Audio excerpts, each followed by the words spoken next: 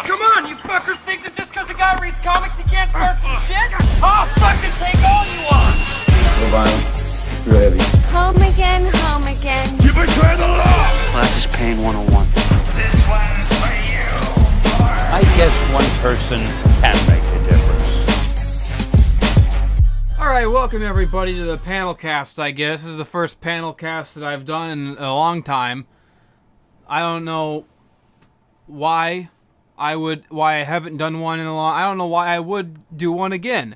Fuck comics. I don't care about comics, and I damn sure don't care about my listening audience. I don't care about the Procrastinators fans, and I don't care about a dang old thing. Joining me once again is the Boozy Floozy. Hi. She's here to talk, because she knows about comics too, and so do I. I know the most about comics. We know the best comics. We play the best comics, and we're the best at them. We read the best comics, and we're the best at talking about them. And this is the panel cast, and this is what the comics that were this week. What did we didn't really read anything. I haven't read a comic in 2 years. I haven't read a comic in nigh on to 17 years. Ever since your older brother was born and done sent our family spiraling into poverty, you little shit. Let's talk about the Uncanny Avengers, number 18. What did you think about this comic that you didn't read? It was good. It was a good comic. You kind of read it over my shoulder. Yeah, I did. I'm gonna be perfectly honest. I'm out of the loop. The last thing that I remember hearing anything about, like, Red Skull and Xavier is that Red Skull apparently, like, ate Professor X's brain or some garbage. Yeah. I don't fucking know. Yeah, that happened about, like 3 years ago or some shit.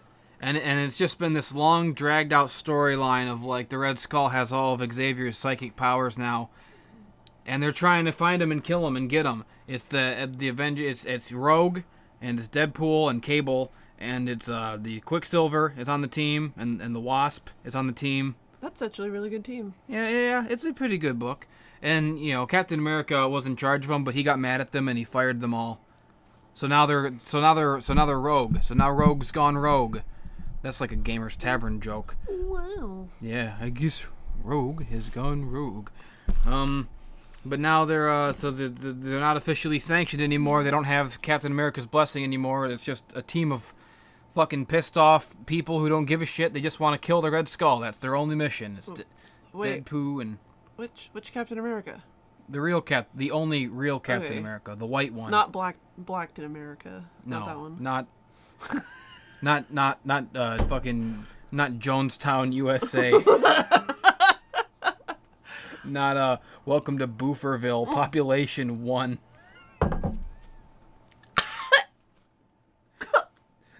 Not Welcome to the Jungle. We got fun and games. Not Jigaboo of the Jungle. Stop. Watch out for that tree. with the help of his friend, an ape named Ape. Okay, so this is a comic about black people, I guess. That's what we were talking about, right? We were talking about how the blacks Ate came to Professor America. Xavier's brain. The blacks came to America, and they ate Professor Xavier's brain with... Is that the Little Mermaid I'm hearing? Interrupting my hilarious anecdote? Turn that shit off! What is happening? My shitty Let's Plays are playing in the background of my shitty podcast, and it's ruining both of them. As I was saying, this is a comic about how the first blacks came to America and ate Charles Xavier's brain at Thanksgiving dinner with the Pilgrims and then slaughtered all the Indians. You know, That sounds right. those blacks, they don't know about their black privilege that they got from scalping all those Indians. The blacks invented scalping. I'll have to take Scalping tickets. I'll have to take your word for it. History was never my strength in school. Did you major in herstory? Because you're such a vag-thumping feminist? I don't... What? You know, There's Bible thumpers, and then there's vag thumpers. Is this because of my sandwich comment earlier? Yeah. Are you fucking serious? This guy, I swear, what the fuck? The only thing that's gonna be thumping that vag is the strong right hand of D. Trump's America. Boy, don't I know it. Doesn't that happen in January? I don't Oh boy. give a shit. Donald Trump isn't even funny to me anymore. I don't care about anything. Nothing's funny anymore. I'm a comic book boy.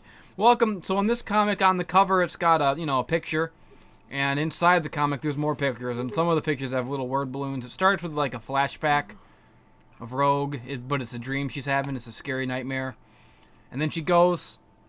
The Red Skull, he's got brain stuff. He fucks with Quicksilver, and she goes to beat him up. She goes, I'm gonna kill him, and she goes and gets him, but it's all a trick. And at the end of the comic, she pulls a fast one. He pulls a fast one on her, and so now she's hypnotized too. And so this storyline, this storyline is just, it keeps chugging along. It'll never end. They'll never kill the Red Skull. Yeah, that's like why? Why even try? Like, why even have like the storyline? Why even start a storyline of like we're gonna kill one of these big villains when you know that they're never gonna kill any of the big villains? Well, nobody thought that they'd kill Wolverine, but look at that. I mean, like, that's kind of why, like, characters like the Punisher don't really work in comics as much. I mean, the Punisher works on his own, but, like, when you add in, like when you start thinking, like, okay, why is the Kingpin still alive? And Kingpin's getting his own comic. Yeah, it's just like, if you're not going to have the balls to kill off these bad guys, then I guess fuck everything. It's all worthless. Well, I mean, didn't technically he kill Kingpin and Punisher Max, but the Punisher Max series is its own entire different universe. It's not even in canon. It's a different universe. Well, anyways, that was Uncanny Avengers, and it sure was a comic. What's the next comic? What the hell is this? I don't know. What is this website? I don't know what else you read. I mean, what is this stack of comics that I purchased legally at a comic book store? Ooh. I like some of these comic books. Which ones? I like comic books. Okay, here's Rocket Raccoon #1. Yeah. And he's a little raccoon boy. Yeah. He looks sad. He's stranded on Earth because the Civil War II, their spaceship got blown up. So all the Guardians are having their own solo adventures. They're all stranded on Earth or some shit.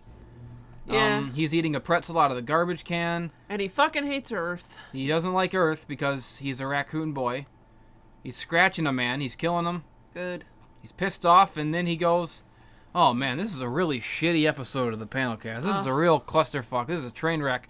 But anyways, that's Rocket Raccoon #1, and he's I guess the Human Torch is in this. I clicked on the wrong thing, and oh boy, what is happening here? But anyways, let's just go to the last page and see how this story resolves itself. Dog butt. Let's see. What's the? I guess it would be page 22 here. Let's see what happens for all. I don't know what that is. Yeah, I don't know what the hell that is, but so he's got a comic, so that's something. I don't even know what came out anymore. Oh, Spider-Man. The more of this. Nope, that's not the Spider-Man I was thinking of. Black Spider-Man. Black Spider-Man. Miles Morales. I like Miles. Niles the Niglet. Oh my God. I clicked on it thinking that there was a new Spider-Man, but it was the wrong Spider-Man. It was a little black baby. I thought we didn't care about Spider-Man no more. Hey, did you read the new Venom yet? I thought you were going to say, I thought we didn't care about race anymore. Did you read the new Venom? At the all? New Venom. Yeah, there was an issue. Like, they're only up to 2 issues now, but it was actually really good. There's a new host for the symbiote now.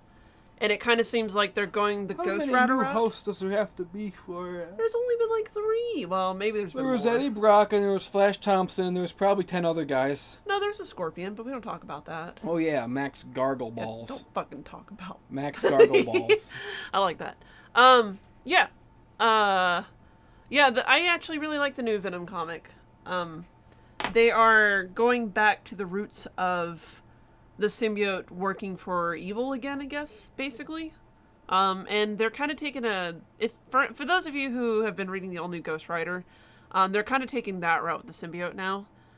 I don't want to give away too much. I don't want to spoil too much, but I don't know. They're only up to 2 issues, and I've really liked both of them so far. I can't stop farting. Oh yeah, this guy. Ah! This guy. Ah! Ah! Did you? No! Did it squeak out? No! Ah! I'm shitting my pants! Are you? So there's All-Star Batman number 5. I think this is the last one of this arc. Yeah. It's by Scott Snyder. Scott Snyder, who is a wonderful writer, but god damn it, I don't fucking like the art. I don't know if I'd go that far. Yeah, he's a good writer. Yeah.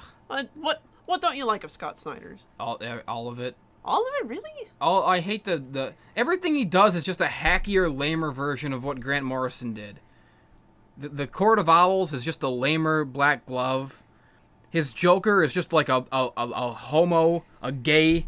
He wants to suck Batman's dick like blatantly. That's He homophobic. ruined the fucking Joker by making him gay. It is homophobic, and I don't care. It's gay. He writes his little Batman comics, and he draws a little word balloon. He draws a Joker. He says, "Hey Joker, say something gay." And then he writes in a little word balloon, "I'm gay." I just like to imagine that all of Joker's like word bubbles are shaped like wieners, and they're like, "You gotta stop doing that." Yeah, It's not okay. I hated all of his Joker stories. I don't really remember the Joker stories very well. I just remember them being really fucking Actually, gross. that's a lie because I liked Endgame.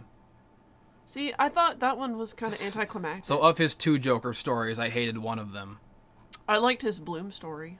Oh yeah, that was an interesting character. I liked Bloom. But I hated the whole Gordon Batman thing. We're just talking amongst ourselves now with no context for anyone who now even give a shit. But anyways, this is All-Star Batman.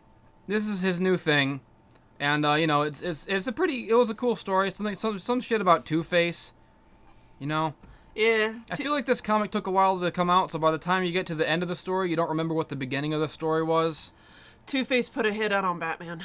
Yeah, basically, there's more to it than that.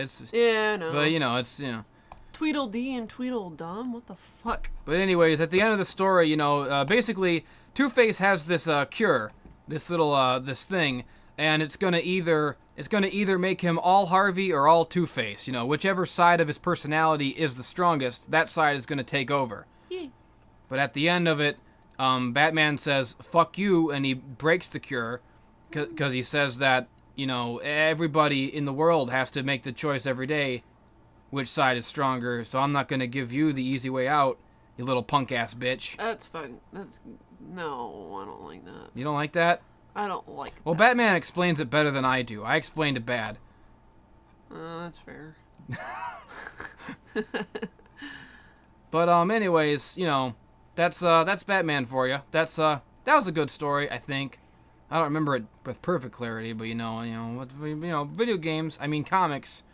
This is comics. Oh yeah, The Dark Knight 3 Master Race number 7.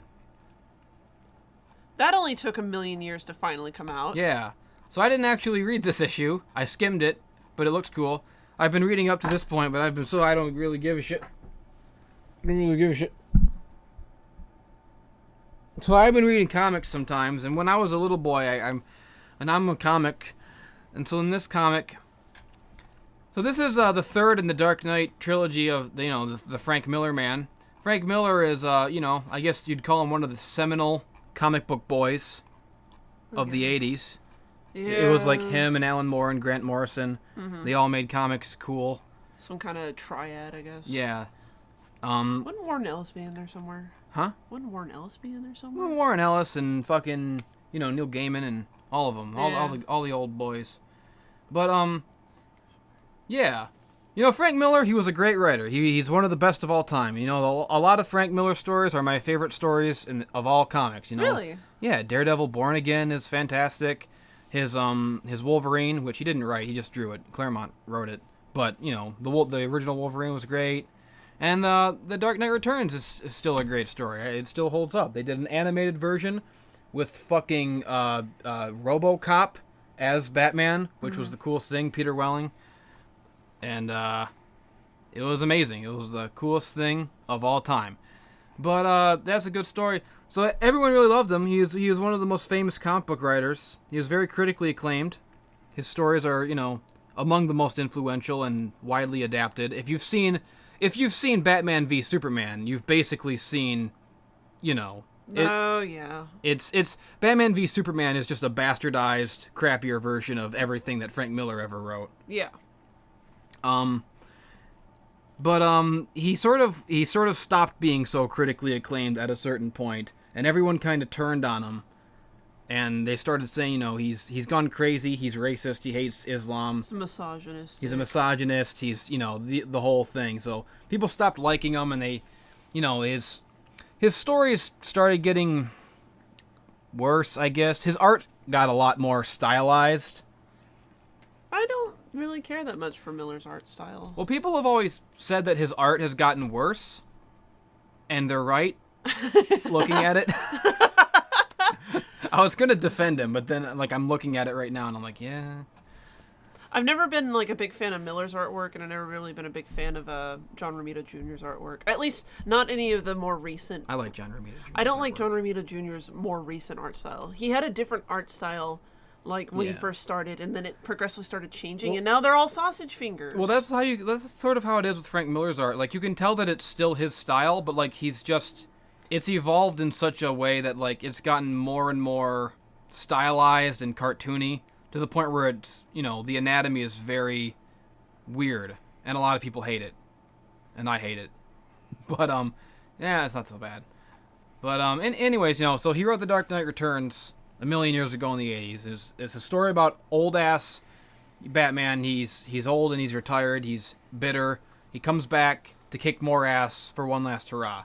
Then years later, in the year 2000 or something, he wrote The Dark Knight Strikes Again, which was the second of that series. And in that series, everyone hated it. It was poopy. I have it. I've never actually read the second one because everyone's told me it's bad, but I know what happens in it. It turns out that Dick Grayson turned into a spooky bad guy man, and nobody liked it. But anyways, point is, nobody liked the second one, and nobody likes Frank Miller anymore. So, but he's come back to do The Dark Knight 3 now. The third in his trilogy, I guess, of this Bat saga that he started way back in the 80s. Which honestly has sold exceptionally well, but yeah. It's had some issues with, being churned out on time. Yeah. The last issue, I remember specifically it getting canceled for resuscitation at a later date, when I was dealing with it. At least twice, I think. And, that always kind of puts a wrench in things, honestly. Yeah.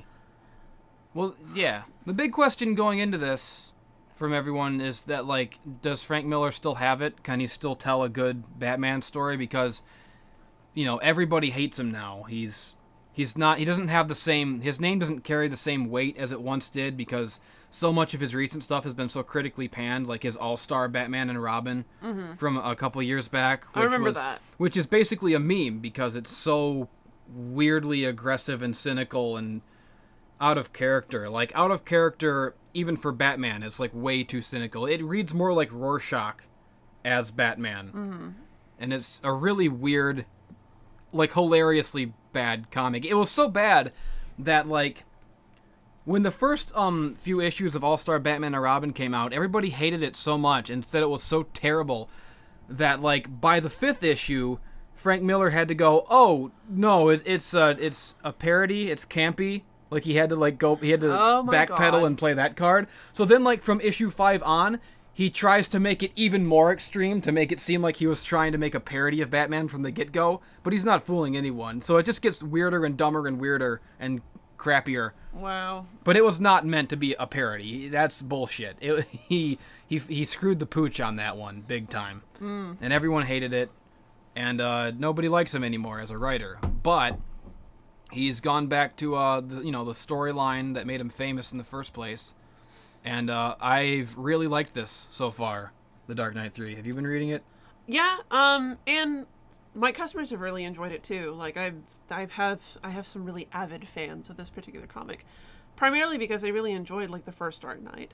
But much like you said earlier, a lot of people didn't seem to enjoy the second one very much. I think everyone's just kind of patiently waiting to see how this one concludes. I've yet to have anybody actually like go out of the way to cancel it or anything. Yeah. Nobody has actually said anything like, oh, well, I don't like where this is going, just take it off my sub. So, was it only supposed to be a 7-part series? I can't remember. Is it 8 parts? 7's a weird number to me. This one definitely ends on there's gonna be at least one more part. Okay, so it's an 8-part series. Okay. Yeah. Yeah. No, Yeah. I think it's good, but you're also talking to somebody who I'm not really that big of a Frank Miller fan. Really? A lot of people are always like, The Dark Knight is one of the best stories of all time, but anytime I go back and I talk to people about my favorite Batman stories, The Dark Knight's never there. I don't know if I'd call it like one of my favorite Batman stories of all time, but I mean, everything in it is clearly important to like the pop culture mythos of the character. And you're right about that. There's a lot of people that really like the Robin that's in that particular Dark Knight, even though Carrie Kelly. don't like Carrie that much. Yeah. I have conflicted feelings about her. It seems like she was never really trained at all at any point. She was, even in the movie, she just kind of puts on like the she just outfit. shows up and she's Robin. Yeah, and like even in the movie, at the end when she's like running up next to Batman's tank, she's just like she's there for moral support, but she's wearing the costume. I don't know. But I have an appreciation for the whole like Batman versus Superman thing in The Dark Knight. I thought that was really good. Yeah. But it's like you said, BVS basically bastardized that. Yeah. The great thing about The Dark Knight 3 is that it really seems like it's coming from like a place of catharsis from Frank Miller. Like it seems like it's a little bit more optimistic in tone than some of his other stuff. Mm-hmm. Because he garnered such a reputation for cynicism.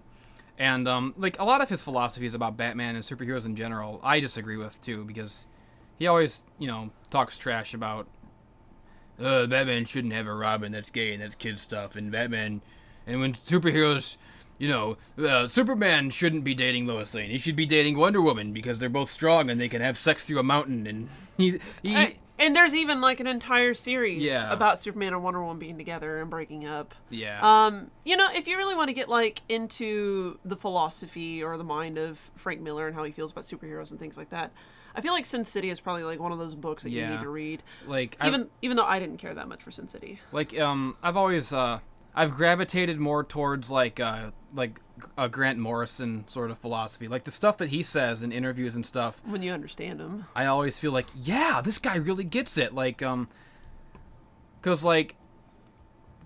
Grant Morrison's whole thing is that like he has zero cynicism about superheroes whatsoever. Like he goes into every book like, well, yeah, of course Batman would have a Robin. Of course he would have a best friend who's 12 years old. Why wouldn't you? If you're a billionaire and you've got $1 billion, why wouldn't you fight crime with a little boy? He's your best friend. And like he's always so like he loves everything about superheroes, and like he goes into every comic like wanting to talk about like he wants to incorporate like the entire mythos and like the whole continuity of like 70 years of Batman into it. Mm-hmm. Grant Morrison's my favorite. He's a good old little puppy dog boy is what he is. Did Grant Morrison do the Black Mirror? I don't know. I don't remember. I just remember the Black Mirror being like one of my favorite titles. But yeah, going on. Yeah, Grant Morrison's great. Yeah, and so I guess they're sort of opposites because Frank Miller has always been more cynical, it seems like. But in The Dark Knight 3, he seems like he's writing it from a place of like wanting to be more optimistic again, because the whole story of this one is that Batman and Superman are working together again, and they're really kicking ass and coming together and saving the day. There's this like religious sect of assholes inside the bottled city of Kandor who breaks out, who they're all Kryptonian, so they're all as strong as Superman. So they break out and start wreaking havoc and trying to destroy the world. And Batman says, I'm 107,000 years old, but I ain't gonna stand for this. He walks his rickety ass up a mountain, and he goes to like the Fortress of Solitude, and he thaws Superman out of his block of ice, because Superman, he's just been hanging out in a block of ice, like he doesn't give a shit anymore, and he goes to the block of ice and says, hey Kent, get your ass out of that ice. We gotta beat people up. And Superman, he hears him and he's like, what? We gotta beat people up? Yeah! And then Superman, and they just beat people up. And there's this great scene where like, they're fighting all these Kryptonians, so Batman, he arranges to have it like, he does some shit and it's like raining kryptonite rain, and it's weakening all the Kryptonians. but then they're still beating him up because there's so many of them or whatever. But then Superman shows up, and he's so like the Batman armor from like the first book, where Batman wore that like super powerful armor to fight Superman. It's in Batman v Superman, the movie, the same armor. Yeah.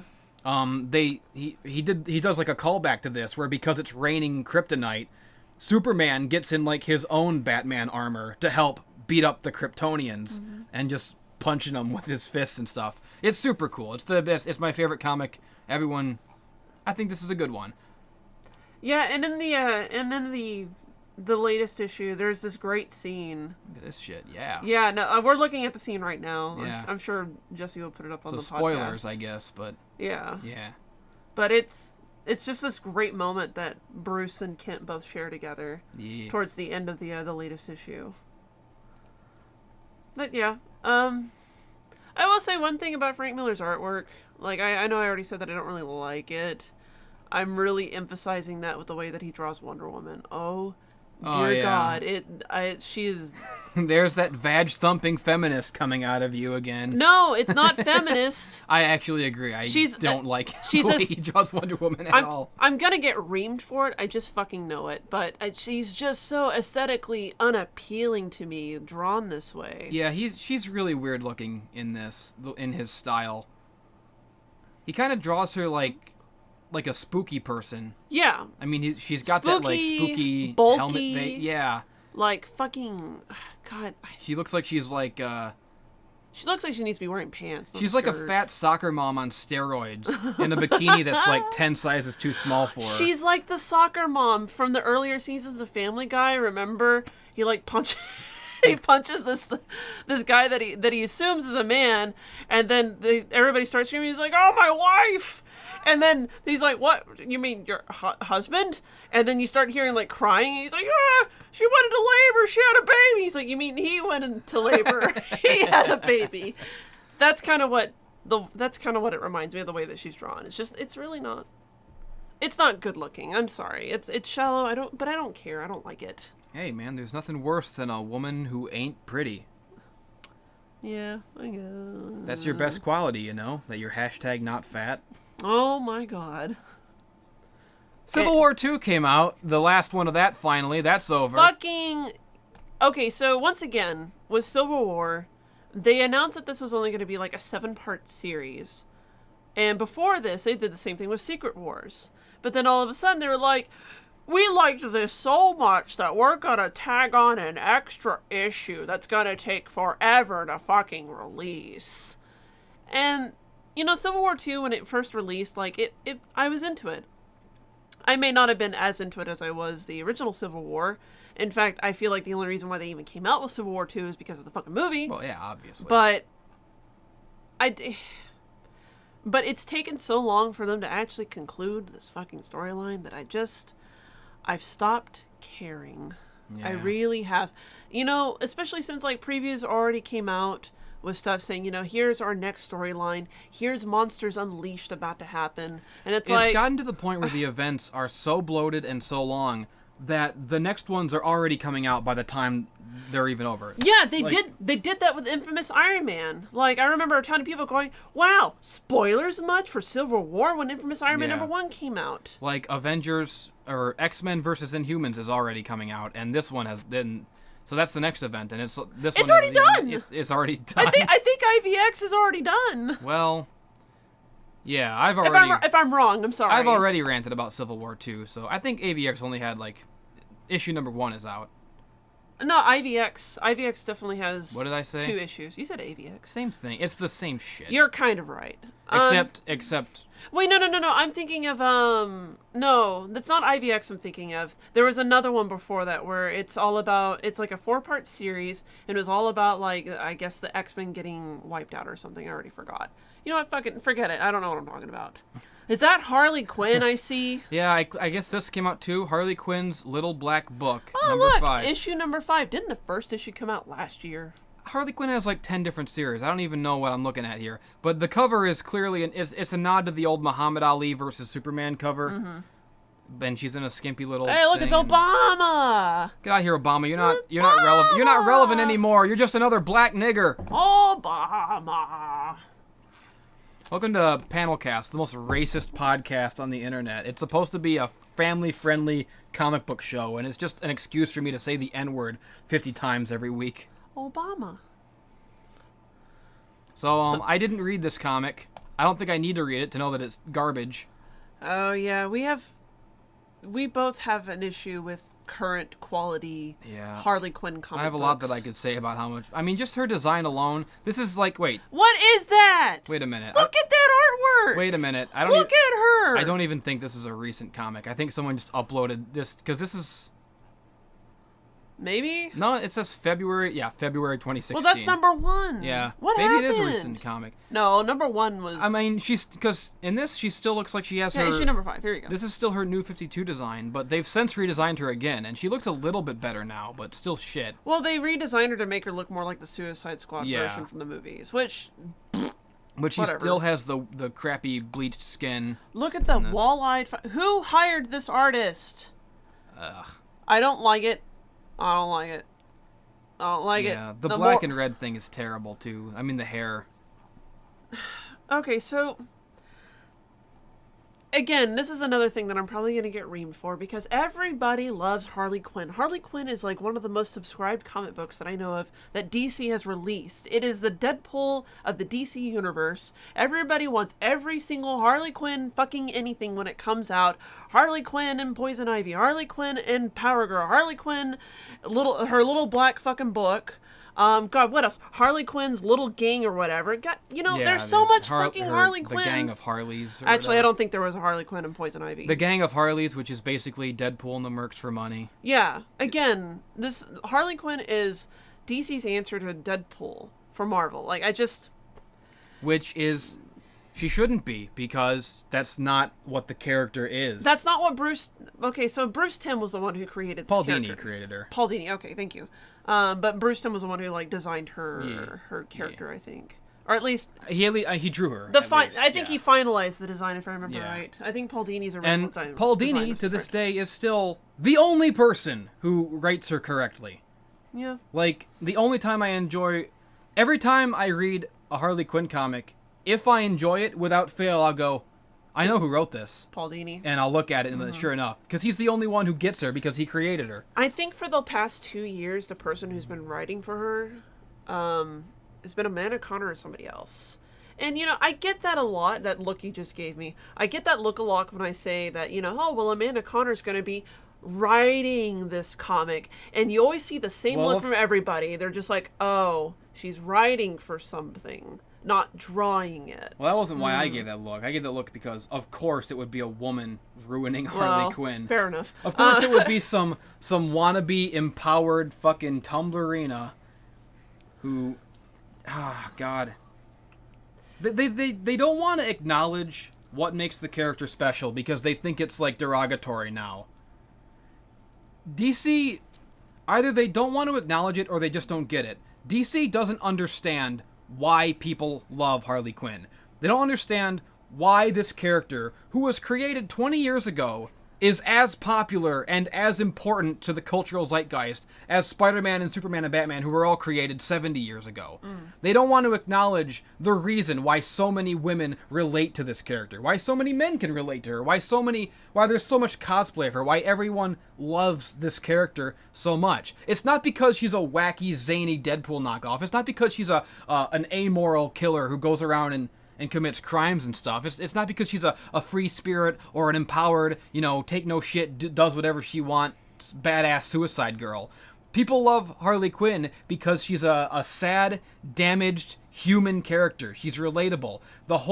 The entire basis of the character is that she fell in love with the wrong person and she knows it. But it's ruined her fucking life. And everyone's been there. That's why the character became so popular in the first place. She's not insane. She's not a wacky, crazy person like the Joker. The only reason that she acts like that is because she's dating the Joker. She has moments...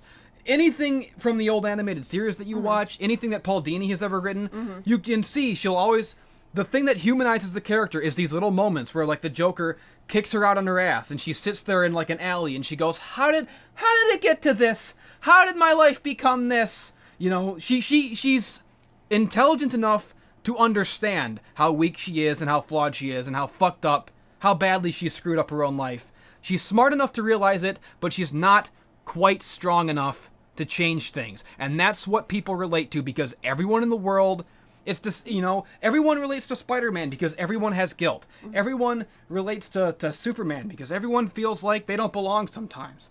Everyone fucking relates to Batman because their parents got shot watching Zorro. That happened to everyone in the world.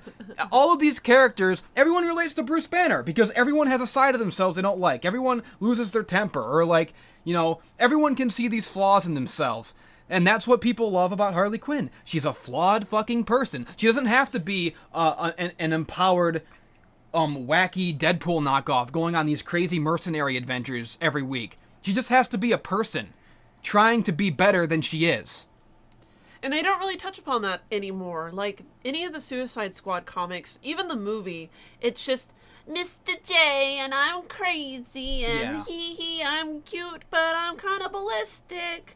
Am I gonna kiss you? Am I gonna cut you? You never know. It's just terrible. It's accurate, and it's terrible. Like, it's so devastating to me, because I really enjoyed the character back then, and if everyone does. She's a great character. She's a character that didn't exist before in comics. Like, that specific moral struggle. It came from the cartoon. Yeah, I know. Like, that specific moral struggle that defines her, of just being in love with the wrong person. Everyone ever has been there. Everyone has felt that pain, and everyone has gone fucking insane from it. Her whole origin is just that love can make you crazy. Not that she's crazy and so she fell in love. Right. That's the misunderstanding that I think is the basis of all these crappy new comics. Mm-hmm. It's just incredibly frustrating that none of these writers seem to get her, or that they don't want to acknowledge. I think they don't want to acknowledge it because people have it in their heads now that it's like somehow derogatory to women to acknowledge the fact that the basis of this character is that she's weak. But it's not derogatory to constantly throw her into that situation time and time again. She's weak, and she's in love. She's a hopeless romantic, and she's and she's abused, and no one wants to. It seems like they're trying to move away from that because you can't. It's not a good role model anymore. Well, okay. As if her being like an insane psychopath serial killer is any better of a role model. Right, and actually, it's a funny line that people ride upon when it comes to Harley Quinn. So if you haven't seen the new Suicide Squad movie or any of the interviews with Margot, is that her name? Margot Robbie? Yeah. Whatever. She explicitly says that, that she really wished they had touched upon the whole, the actual abuse, because so far it's only been glorified. Yeah. That movie, Suicide Squad, was weirdly romantic. Like, they seem to really love each other in that movie. But like, he loved her a lot. He was like obsessed with getting back to her the whole movie. Which isn't really that much like the Joker, I guess. I mean, I haven't seen the Suicide Squad movie. If you didn't know. Well, the whole Suicide Squad movie is that like the Joker is so in love with Harley Quinn that he's on a rampage trying to get back to her, and he's like there's like this scene where like he is so broken up about Harley not being there that he like goes in this room with all these knives and he lays on the floor and cries like a 14-year-old emo kid. He's crying over not having his boo with him. Are you serious? Yeah. The whole Suicide Squad movie is about the Joker. He just wants his girlfriend back because he's really in love with her. That's not very characteristic of him. This is coming from the character who has actively gone against Harley Quinn because she went out of her way to try and do something to appeal to him, to please him, such as kidnapping Batman and trying to, kill him in a way that would be funny to both her and the Joker. But, he fucking gets angry at her for it. He's like, how dare you do this? And throws her out a fucking window for it. Yeah. This is coming from that relationship. This is coming from the relationship where he's like time and time again, like tried to kill her over and over. What the fuck? Are you serious? That's Suicide Squad. Well, I'm not as against the Jared Leto Joker as everyone else is. I know it looks fucking retarded. It does look retarded. But to me, I think a big aspect of the character, the Joker specifically, what makes the Joker such a good character is that he is inherently open to interpretation. Like, I don't think there can really be a wrong Joker. I mean, that Young Justice episode was pretty bad. Young Justice episode. Is it the oddly young-looking Joker? And He looked like David Tennant. yeah. Oh Yeah. God, he did. Don't do this to me. Ew. Yeah. So there can be a wrong Joker. Never mind. Forget what I just said. Yeah. Okay. Well, anyway, so rewinding back to the whole like abusive situation that Harley Quinn has been in. So there's been tons and tons and tons of stuff that's touched upon that. Have you ever read Gotham City Sirens? Yes.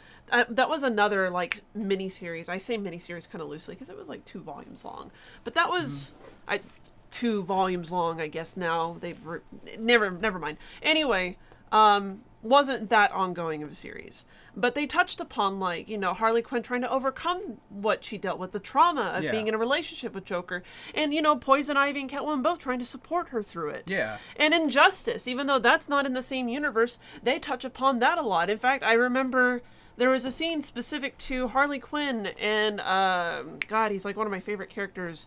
Starts with an L. He comes from outer space. He kicked the shit out of Superman. Lobo. Yes. Thank you. God, I don't know why that left my brain for a second. He's one of my favorite characters. The original, not the new 52 redesign. I don't want to talk about that. But there's a scene in Injustice where Lobo like backhands Harley Quinn, if I remember right. Yeah. And, you know, she like spits for a second and like looks at him and says, you know, she acknowledges that, you know, if there's anything that she's learned in like her long line of being Harley Quinn is that she's never going to take shit from anybody ever again. Yeah. And of course she's specifically talking about Joker. I actually really like the Injustice comics. I think that's... I swing between liking it and hating it, honestly. To me, the Injustice comics, for being like an Elseworlds, the characters in that still seem like more in character than in most mainline DC publications. They've definitely gone some dark routes with that one. But yeah, Harley Quinn specifically says, you know, she's been abused long enough. She's never going to accept this again. And I guess she ends up throwing Lobo out the window or something. Something absurd for like Harley Quinn level strength, considering Lobo is who he is. Well, Harley Quinn is super strong. Or she was before the New 52. I don't know if they changed it. Well, Harley Quinn's... But there was a long time where like Poison Ivy had given her a serum that gave her like Captain America I reflexes. remember that. Oh God, you know... I think they only remember that when it's convenient to the plot, but that was a thing. You're not wrong, probably. Yeah. But, yeah, the thing about, like, to me, the core of the character of Harley Quinn, and remember, I'm right, so objectively, the core of the character is just that she's a good person who surrounds herself with bad people, bad influences, toxic influences. If not for... You know, she could be a force for good in the world, if not for the fact that her boyfriend is a bad guy, her best friend is a bad guy, Poison Ivy. Her boyfriend, the Joker, is, you know, a mass murdering psychotic terrorist. Her best friend, Poison Ivy, is a man-hating eco-terrorist. You know, even Catwoman. Even Catwoman is a fucking burglar, and not that there's anything wrong with burglaring. Well, she's what they would call an anti-hero, I guess. Yeah. But, that's, like, the core of the character. Like, everybody has someone like that in their lives. Everybody knows someone who, you know, is better than the people they surround themselves with, who has bad influences and does dumb shit and becomes a burden on everyone they love. You know, she's just... So much about the way the character was originally written and originally conceived is so human and so relatable. And that's why she took off. She just, like, skyrocketed immediately. She's only existed for 20 years. And she's charming. Yeah, and she's like one of the pillars of comic book media. Mm-hmm. And that's why. One of my favorite episodes revolving around Harley Quinn was like the one, I think, where it's just Batman and Harley. Like, I don't know if you remember that from the animated series, but I really liked that episode. Yeah, the one where she kisses him at the end and says, "You're not a bad guy, B-Man."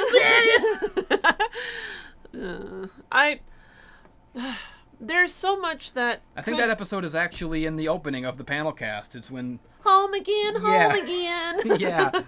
Yeah, no, yeah, God, Harley Quinn is just... It's complicated. Like, I understand that, you know, DC has to have an answer to Marvel regardless, and they have to have some kind of balance to the dark and grittiness that is DC comic books. Because if you look at Rebirth and if you look at New 52... It's prominently, like, dark. It's dark, it's scary, it's violent. And then you have Harley Quinn, who, yes, is still violent, but they have all this bubbly, wacky shit going on. Yeah, and like, she has too much of a sense of humor. She's too wacky. She never takes anything seriously, it seems like. And like, she's not... Even Deadpool has his moments where he, like, steps back. Deadpool is a more serious character than modern Harley is. Holy shit, the issue of Deadpool... There are very sad Deadpool comics. One of the more recent issues of Deadpool is where he is trying to help out this girl who he finds on top of the Spider-Man's fucking. I talked about that in the panel cast. Oh yeah, that's right. I remember. That was a really great issue. Yeah, there was that whole arc from Brian Posehn where Deadpool and Captain America and Wolverine went to go fight some Weapon X bad guys, and he was looking for like his old girlfriend who was pregnant with his daughter or whatever. And Deadpool finds this like mass grave of bodies, and in the mass grave he finds his old girlfriend, and it's like a really sad. He's like crying and like yelling, and Captain America is like, "No!" Deadpool has had some very intense moments. Like, it's like they're trying to make her Deadpool, but they're also making her a worse Deadpool because she doesn't have they're not giving her any of that pathos. They're not giving back the depth that she used to have. Yeah, Deadpool still has depth. And, I still get upset when people will be like, oh, another Deadpool comic. He's just another wacky, zany piece of shit. And it's like... Yeah, it's not the character's fault that it's really he's marketable. Not. I mean... And, I guess you could say the same for Harley. It's not really her fault. Yeah. She is totally marketable. Sex sells. Even the Deadpool movie, it had a core to it. It had, like, an emotional core. There was none of that in the Suicide Squad movie. And, well, if in all fairness, Ryan Reynolds really has, like, a passion when it comes to comic books. And I know a lot of people will, like, look at the Green Lantern movie and be like, are you sure about that statement? It's like, but that's not really his fault. He did not have a great hand in the Green Lantern like he did in Deadpool. Yeah.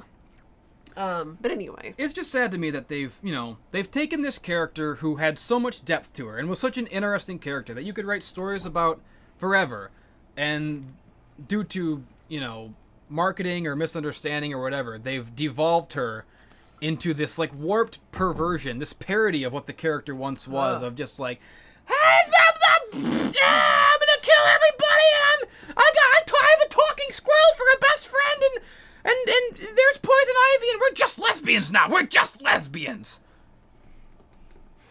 I don't... it doesn't bother me. And she's a wacky, crazy person. And that's another thing. Like, the constant, like, the masturbatory, I'm so crazy shit. Yeah. It's so annoying. Because... she's not crazy. You can't hold me against what I do because I'm a little crazy. Yeah. Cuckoo bananas. I'm a little Looney Tune girl. Cuckoo. It's shit. She's not supposed to be crazy. She's just dependent, and she's a thrill seeker, I guess, but she's not psychotic. Like, they had an episode in the animated series, a whole episode written by Paul Dini, where, like, at the beginning of the episode, she passes a test, and she's certified sane, and she's released from Arkham. Yeah. And the only reason she ends up back in Arkham at the end is because she can't acclimate to being free again, to society's rules again, because she's been in this fucked up lifestyle for so long. It's kind of like a commentary on, like, people getting released from jail and stuff, and going right back because they can't acclimate to society anymore. Right. But, that's how the creator of the character always wrote her. She's completely sane. She's just retarded. That's one way to put it. She's just a flawed human being, and she's interesting to read. And I know like the comeback to everything I'm going to say is, oh no. Well, why can't the character evolve? Why can't there be character development? Why can't she move on from the Joker? Money. No, I'm like, in my opinion, like it's marketability. I'm not saying that the character can't evolve. I'm all for character development. I've made many videos about how much I love character development in all media, but that's no excuse to have... Character development has to be natural and logical. You can't just rewrite everything about a character and, like, try to fit a square peg into a round hole. And that's what they're doing with Harley Quinn. They're taking a character who is one thing, and they're constantly trying to ram it down our throats in a way that the character shouldn't be and was never intended. Well, I mean, you can't deny that. They won't let her evolve. I mean... They won't. Yeah, she's gonna be fucking this crappy Deadpool thing forever. And every now and then you're gonna get like these glimpses of hope just like these moments of clarity from her. And that's all you're ever going to get from DC when it comes to Harley Quinn right now. You're not going to see like any like true redeemable anything coming from them, because it's all about what sells. And Harley Quinn right now, regardless of how we feel, specifically you and I, because it sells. This new Harley Quinn fucking sells. Do you know how when the Halloween party you went to, how many Harley Quinns did you see? I'm curious. At this year's Halloween party? Yeah. I don't think I saw any, but I know what you mean. There's always Harley Quinns. But it's like the new Harley Quinn, and that's what I saw a lot of. And this is... Oh, you know what? Yeah, you're right. There might have been some Suicide Squad Harley Quinns. Yeah, no. Again, marketability. Like, DC needs to make money somehow. Yeah. And if Harley Quinn is going to be like that little golden goose fucking egg layer, then whatever, fine. And if this system works for them, that's fine. But I will never actively read or encourage Harley to anybody. If they say, hey, I've never read the new Harley Quinn comics, what do you think? Well, I will always point them to the older stuff. Well, that's what I mean is that, like, because in the comics, you know, she's not like the Joker's girlfriend anymore or anything. She's like a strong, independent woman who needs no man. And like, so that's like their answer to all of these complaints is that, like, well, no, she has developed as a character because she's not just she hasn't developed. You've just changed her. Changing her isn't developing her. Yeah. Like, I don't, like, if you, she had already developed and not been the Joker's girlfriend anymore. She was like that before the New 52, and it was fine, because she developed naturally. Well, it's also been an on-again, off-again thing, honestly. Yeah. I think it's only, like, recently, like, post Gotham City Sirens that she's finally been like, if you ever touch me again, Joker, I'll fucking kill ya. Yeah. Which we know will never happen. And, like, the whole, like, crazy, like, in the movie...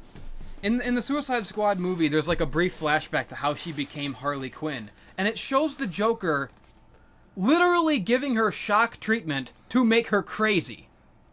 Ew. Ew, are you serious? Yeah. Are you serious? Ew. Like, no. Could you get it more wrong? That's not even just wrong. It's like a perversion. It takes away everything that's cool about her origin. No, God, he's so much better than that. Like, I get, okay, so first of all, I know Joker's not beyond torment, but he's also like... The thing that makes him scary is that he can make you fall in love with him. He can make a normal, sane person fall in love with him with just talking. That's like his power. He is a true psychopath. Exactly. Not sociopath, mind you, a fucking psychopath. Yeah. There is no remorse. He does what he does because if it works, it will work in his favor, and he knows it works. Electrocuting somebody's brain to make them crazy like you. No. That's not interesting. That's not scary. Well, don't kink shame him. Are you sure it was to make her crazy? It wasn't just like this weird foreplay? No, they heavily implied that he gave her shock treatment to make her crazy. Well, then okay. That's disappointing. Yeah. Well, what the fuck? So, like, yeah, she's not like a person who was seduced to the dark side or lulled by the Joker into becoming a worse person. She's just a person who was basically, just cattle prod me. Yeah, Mr. she was just made crazy, and I guess that's how shock treatment works. You just become a serial killer. I guess so. Gee, I guess I've been doing it wrong for like these past 20 years. I read a Suicide Squad comic recently that pissed me off so much. It was this there was like a riot at Blackgate Prison or whatever the prison is called. Is Blackgate Marvel? Okay, so no, Rikers is Marvel. I'm just gonna have to take your word for it because I have not actually read a Suicide Squad comic since King Shark. Oh God. And that's another conversation for another day because King Shark, I fucking love King Shark, but let's not. I love King Shark. I fucking love King Shark. I had a friend the other day. He was like, "Hey, I just saw the Suicide Squad movie, but I heard that that it wasn't supposed to be Croc. It's supposed to be King Shark. What do you know about King Shark?" And I just imagined myself like running across the United States of America to blast down his fucking front door all the way in California and slide in like in a baseball game to home base and be like, "Let me tell you about King Shark, motherfucker." But I have not actually actively read. He sounds pretty jawsome. God. I will never forgive you for that. Just so you know. Anyway, but I'm just gonna have to take your word for any kind of Suicide Squad beyond the new 52 original new Suicide Squad. There was a Suicide Squad comic recently where, like, it was at the prison. All the Suicide Squad bad guys were there or whatever. And there was something released through the vents or whatever. Some gas or something. Mm-hmm. And what are you doing? What the fuck are you doing? What Keep are you talking. doing? Keep talking. I can't talk. You're distracting me. What the? I get it. I see. She's No. Googling King Shark. I see him. I'm trying to find something. God damn it. Go on. Go on. Oh yeah, I guess he was on The Flash. King Shark. Yeah, I've never watched The Flash. No one has. I don't like any of All those fucking WB. I hate them all. Thank you. Go on. But okay, so this fucking Suicide Squad comic that came out recently, there was something in the prison, in the atmosphere, or in the vents that made everyone go insane. Everyone went crazy, right? All the inmates lost their minds and started becoming crazy people. But because Harley Quinn is already so crazy, it made her sane again. That's what the storyline is called. It's called Sane Again. So now that she's sane again, Dr. Harleen Quinzel can get to the bottom of this and solve this crisis. She's not crazy. Because that's her superpower. She's insane. She's wacky. She's not. This is... Ah! Ladies and gentlemen, this was the day that Jesse left this earth forever. I must go now. My planet needs me.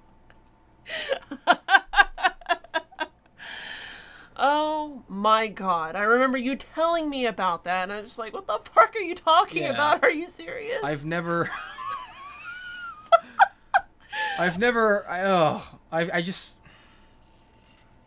been more disappointed. DC is like a child that has disappointed me for the last time. I have to disown I'm like Jackie Chan's father in Drunken Master. When he gets drunk and he causes that big fucking racket in the town square.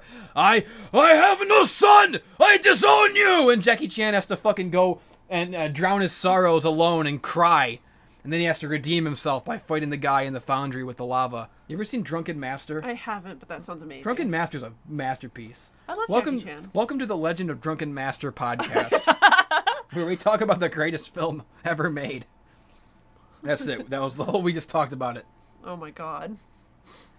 What was I saying? Yeah, but that's me talking to DC Comics. I'm Jackie Chan's father disowning them. God, I don't like that. I don't like it. I don't like it one bit. No, sir. I don't like it. I need to like regain my composure here. I'm kind of wired from that. You're all hopped up on Harley Quinn hate. I'm kind of tired, but then again, I'm kind of wired. What do you say we go home and I eat your pussy? Who are you talking to? That's from a movie. Oh. I forgot what movie. I think it's like Nathan Fillion. He says that in some thing. Oh. Okay. Nathan Fillion. I'm kind of tired, but then again, I'm kind of wired. What do you say I take you home and eat your pussy?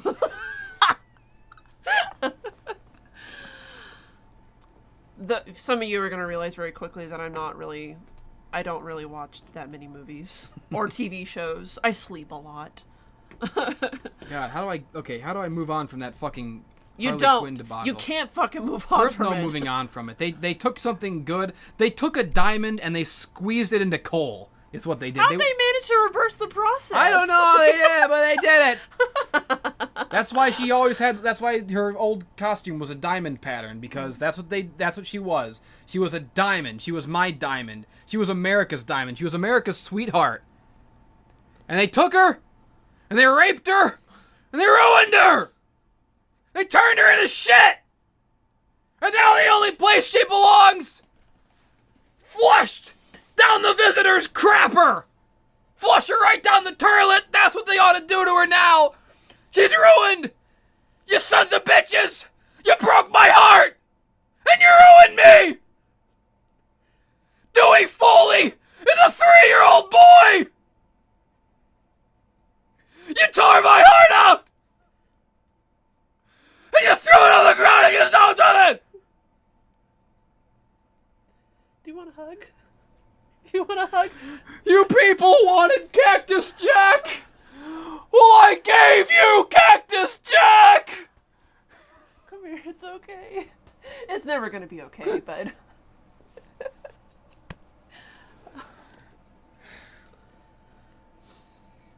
Wow. That was really emotional. And it should be. It should fucking be emotional. You know, I'm sorry if there's a ton of people out there that really like the new Harley and Quinn's ale, and that's fine. I'm not gonna berate you for it, but this is just how I feel about it. This is how we feel about it. I'm gonna berate. I'll berate if anyone who's listened to me for this long and still doesn't know that I'm 100% objectively true in this case. Then you can go take a long walk off a short pile of shit into a bigger pile of shit. Because you are a pile of shit. We all have our guilty pleasures, Jesse. Ugh.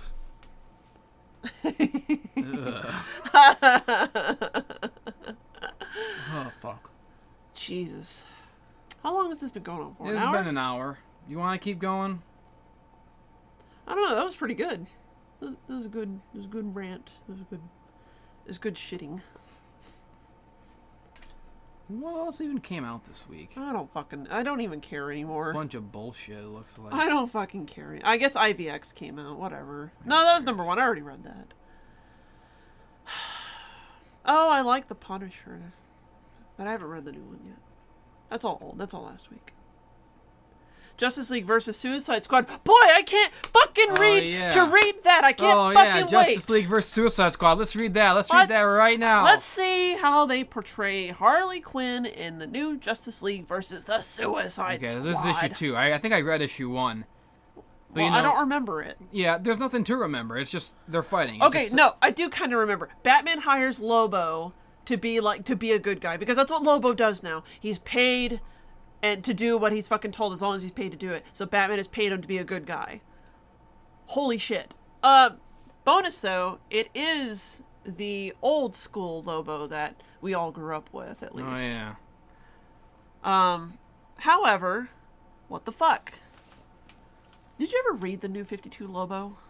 I did not. Nor will I ever. You don't need to. Okay, so for those of you who haven't read the new 52 Lobo, or even if you have, you know, it doesn't fucking matter. I'm going to say it anyway. The new 52 Lobo, when it came out, they basically tried to say that the old school Lobo that we all knew and loved, you know, the one from the Superman animated series, you know, big, bulky, voiced by Brad Garrett, that glorious hound of a man. He was an imposter. He was never the real Lobo. If you didn't know that. The real Lobo was basically the model for the front cover of a romance novel. He was this handsome, muscular, like pretty boy. Something out of Final Fantasy almost. And they decided that they were going to make him the new Lobo. And that he was going to kill the old Lobo, if I remember correctly. If I don't remember correctly, fuck you, I don't care. This new Lobo has me all sorts of discombobulated. And the new Lobo, he could basically do anything that the old Lobo could do, except he, if I remember correctly, had like super ridiculous regenerative powers, like Deadpool level regenerative powers. Like if you cut off his head, he'd probably be fucking fine in like an hour or 2 or something. I don't even fucking know. And you know, there was already a lot about the new 52 Lobo that I didn't like. But I read all the way through it anyway, just so that I could try to, you know, understand it and DC and why people read it. And I'm not saying that there were a lot of people that read it. I did not have very many sub-customers that had it on their sub. I'd say maybe like 3 or 4 tops. And there might have been more at one point, but, you know, they all dropped it. In fact, I don't think even a whole lot of people tried to subscribe to it to begin with. They just kind of, like, picked it up one day, and they're like, yeah, I guess I'll take a look at it. Maybe it'll be good. And it just stayed on their sub for whatever reason. They're just like, you know, fuck it. I guess I'll just finish it. But there's this entire scene where Lobo, New 52 Lobo, is pitted against the Red Lantern Corps. And he fucking kills all of them. He kills them. He kills the Red Lantern Corps. He tears apart Atrocitus. He tears apart the cat. I'm gonna fart again! Look out! No! Oh, I'm shitting my pants! Ah!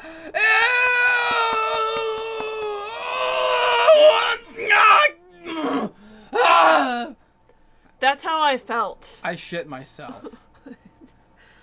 We're gonna keep going anyway. So, that's basically how I felt. You know, in all fairness though, they did renege on that later. They basically Now who's saying the N-word? shut up.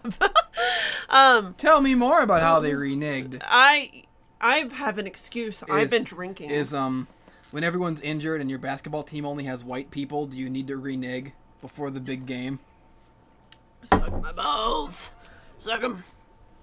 In all fairness, they did to go back and they basically said that, oh, just kidding, the Red Lantern Corps still lives. Do you think that after 4 years of Trump in the White House, America's going to want to renege? Of course they are. You know, did you know that Obama actually said that if he ran for president again, he'd win again, if like against Trump or whatever? I don't fucking know. It doesn't matter. Aren't you not allowed to run? You're not allowed to have a third term. No, you're not. It's an American thing, I guess. Doesn't matter. I don't know anything about politics. Welcome to the politics cast, and now we're talking about. You know what else pisses me off about Harley Quinn? The whole bleaching her skin thing. How the Joker now her new origin is that he bleached her skin to look more like him. Hold the fucking phone. When did that happen? Was that a New 52 That was thing? a New 52 thing. Ew. Yeah. I remember now. I did not like that. Okay. She used to be such a cutie pie. She'd take off her outfit and her makeup and she'd be normal. So before New 52, Gotham City Sirens actually ended right as the New 52 started. And in Gotham City Sirens, she did not have bleached skin. She was an adorable little Harleen Quinzel, and I loved her. I loved Gotham City Sirens. I love Gillum What's-His-Face's artwork. Even though he didn't finish the series, he started it, and it was wonderful, and then he started the Catwoman series for New 52, and I liked that series while it lasted.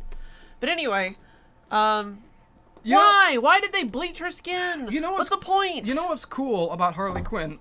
I'm gonna drink some more. Is that she wasn't just the Joker's girlfriend. She was his number one lackey. She was his bottom bitch. She was like his Robin.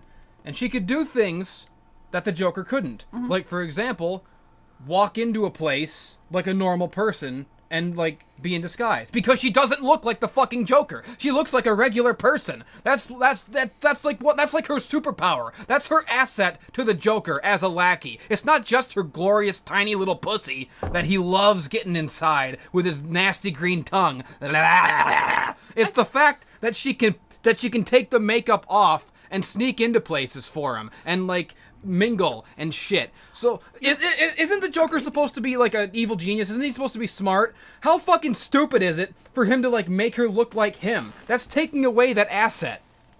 Okay, so I have a theory already on that. I think they did it to try and emphasize the whole abusive situation. I think they tried to make it to where he was marking her. Yeah, no, that's how I feel too. I just fucking jerk it off, whatever. Jerk it off. But that makes sense, right? I guess. Like they want to emphasize the abusive part of the relationship. I think it all just came from wanting everyone to have edgy, new, hot topic-y redesigns in the New 52. Yeah, they wanted her with the black and red pigtails and the white skin. That's probably an even better theory. Yeah.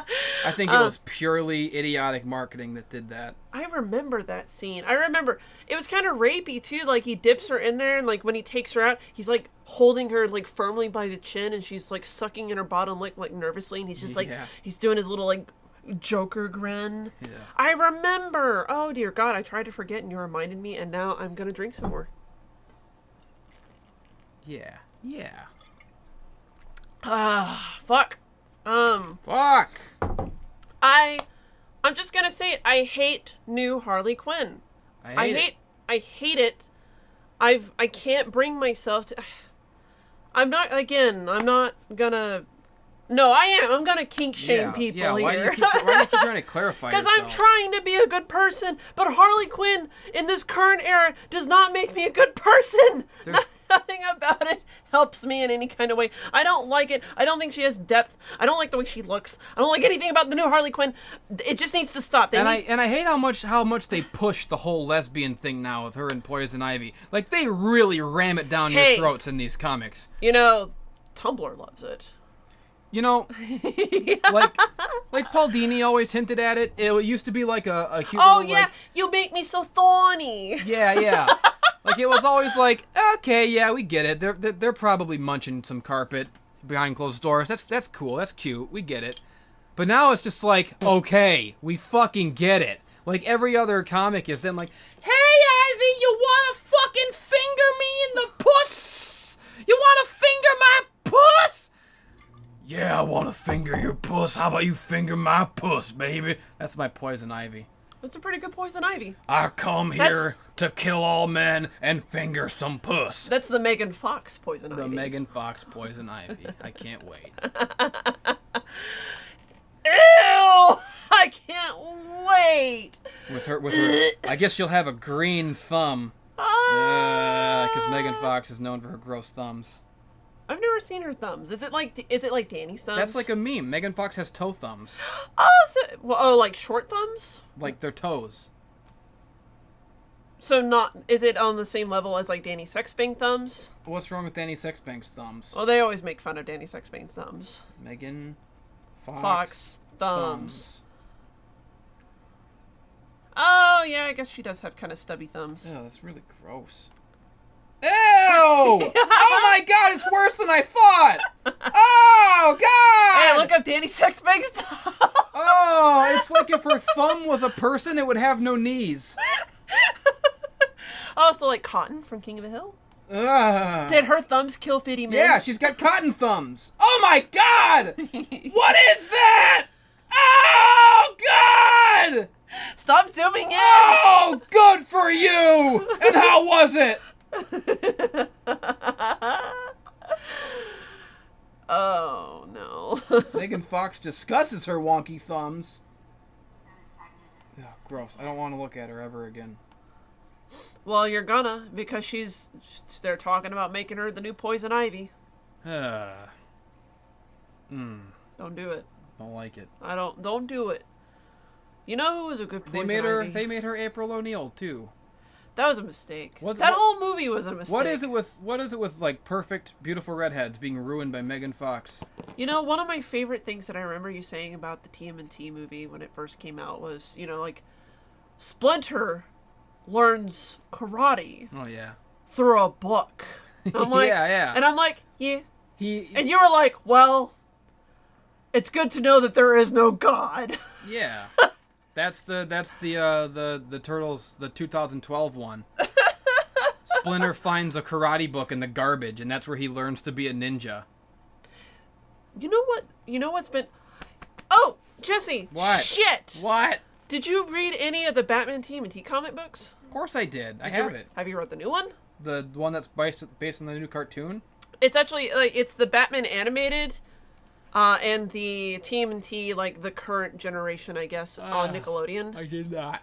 It's actually good! Well, It's actually fucking good! Okay, I don't like the new TMNT, like, cartoon for the most part. Like, I'll watch it and kind of humor myself with it every now and then, but I can't, like, watch it consistently.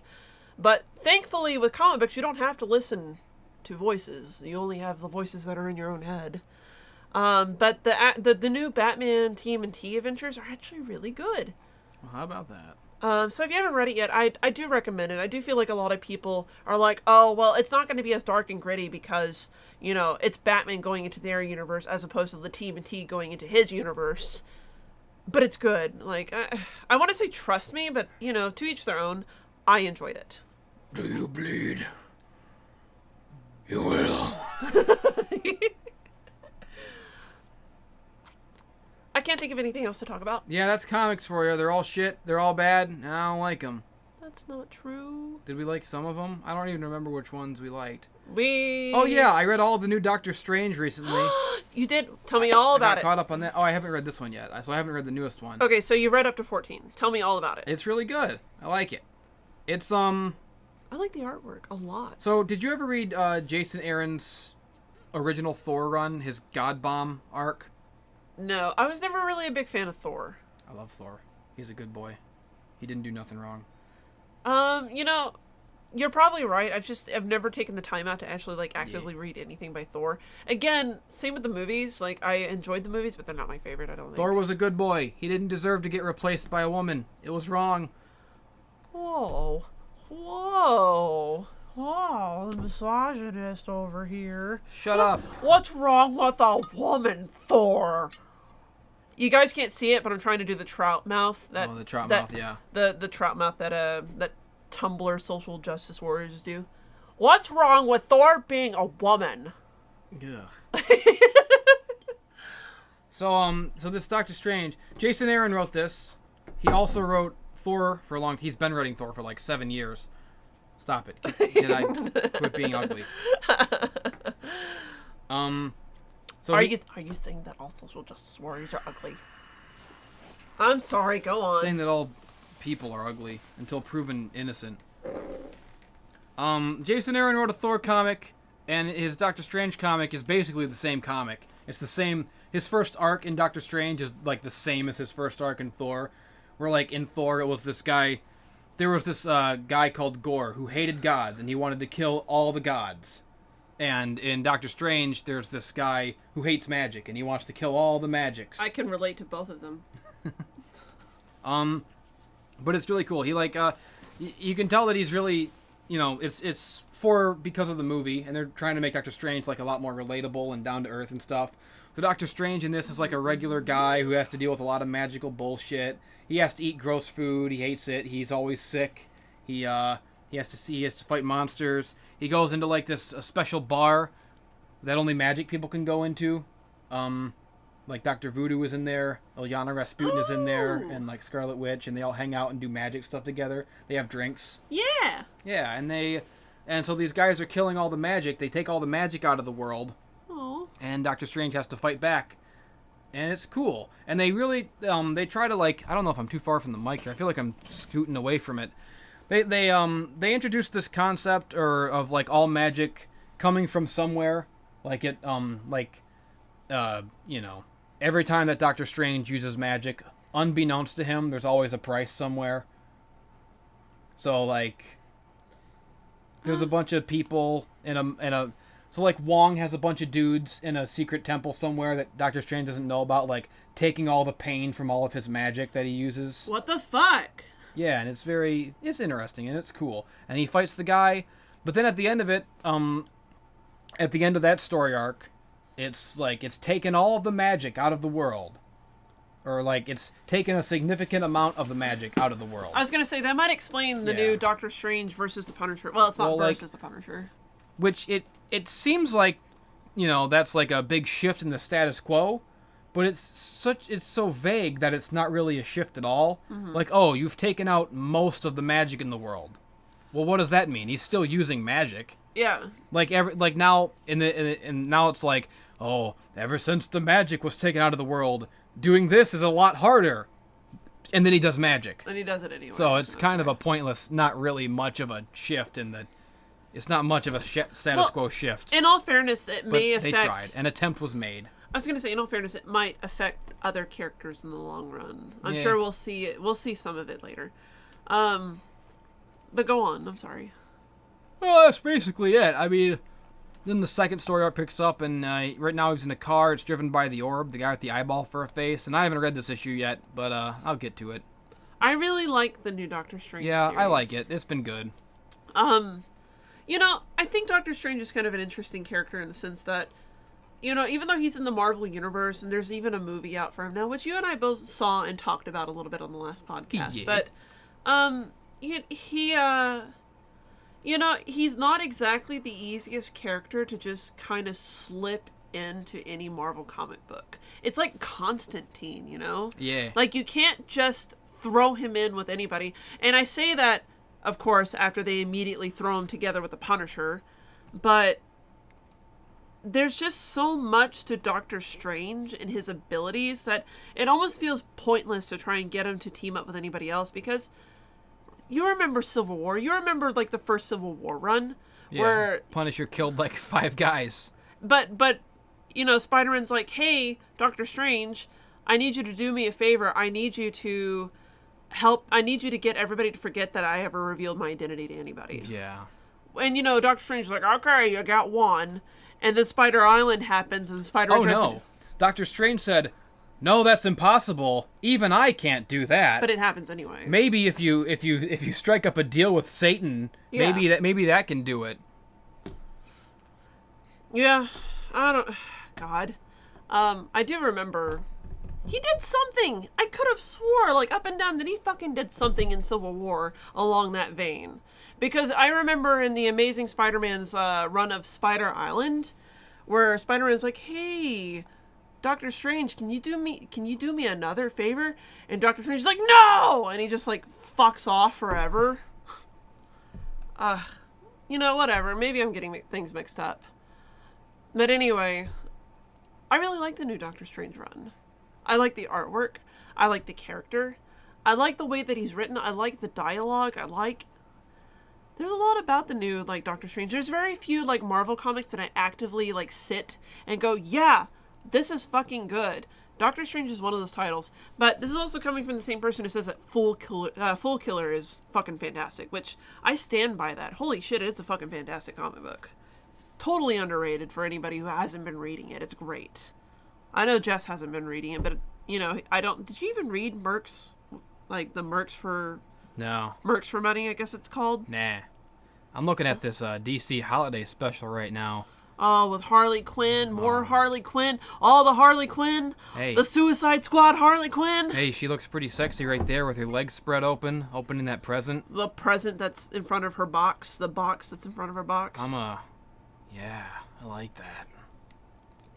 I like Batman sipping on the tiny cup of tea. That's my fetish. But anyway, if you're not reading Doctor Strange, I recommend it. You know, there's so very few Marvel titles, like I said, that I actually actively read. Doctor Strange is actually one of those titles that I currently read. And Fool Killer is another one that I actively read. Before that was Vision, which, you know, Jesse and I both talked about Vision already. But I'm just gonna fucking say it again. If you didn't pick up Vision yet, do it. There's only 2 volumes, and they're both fucking glorious. That's right. And is that it? That's the panel cast, everybody? I can't think of anything else. Yeah. Comics suck, and we hate them. The end.